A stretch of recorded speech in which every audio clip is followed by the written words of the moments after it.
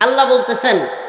আলহামদুলিল্লাহিল্লাযী খালাকাস সামাওয়াতি ওয়াল আরদা ওয়া জাআলায যুলুমাতি ওয়ান নূর সুম্মাল্লাযীনা কাফারু বিরাব্বিহিম ইয়া'দিলুন ওয়া হুয়াল্লাযী খালাকাস সামাওয়াতি ওয়াল আরদ هو الذي خلقكم من طين ثم قضى أجلا وأجل مسمى عنده ثم أنتم تمترون সমস্ত প্রশংসা ওই আল্লাহর সমস্ত প্রশংসা কার জোরে বলে না অমুক ভাইয়ের মার্কা কি অমুক ভাইয়ের আগমন এটি তো জোরে কইতে পারেন দুইটা চা খাওয়াইলে হাই রে পাবলিকে চিল্লা চিল্লি অমুক ভাইয়ের চরিত্র কি আজীব অবস্থা হ্যাঁ জানে এই লোক মদ খান হ্যাঁ জানে এই লোক বাটপা তবুও কয় অমুক ভাইয়ের চরিত্র ফুলের মতো পবিত্র কি আশ্চর্য না সে জানে এই লোকটার চরিত্র ভালো না সমাজের সবচাইতে বর্তমান সময়ে সবচাইতে নিকৃষ্ট লোকেরাই নেতা হইতেছে বেশিরভাগ আকসার দেখেন আলামত বেশিরভাগ লোক ভালো মানুষ না বেশিরভাগ লোক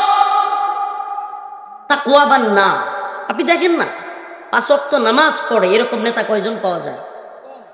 নামাজ পড়ে মসজিদের সাথে আছে তাকওয়াবান আল্লাহকে ভয় করে সুদ খায় না ঘুষ খায় না মানুষের থেকে টাকা মাইরা খায় না জমি সম্পদ লুট করে না এমন নেতা কয়জন আছে নারী কেলেঙ্কারিতে নাই এই চরিত্রটা যেন থাকতেই এইটা মোটামুটি বেশিরভাগ নেতাদের মধ্যে আর কিছু থাকবে না থাক নারী কেলেঙ্কারিতে জড়িত এটা যেন তাদের থাকতেই হবে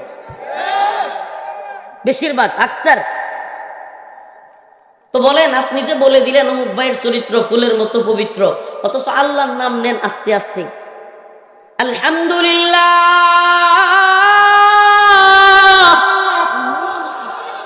সমস্ত প্রশংসা হবে কার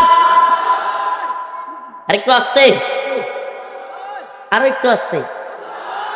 সমস্ত প্রশংসা হবে কার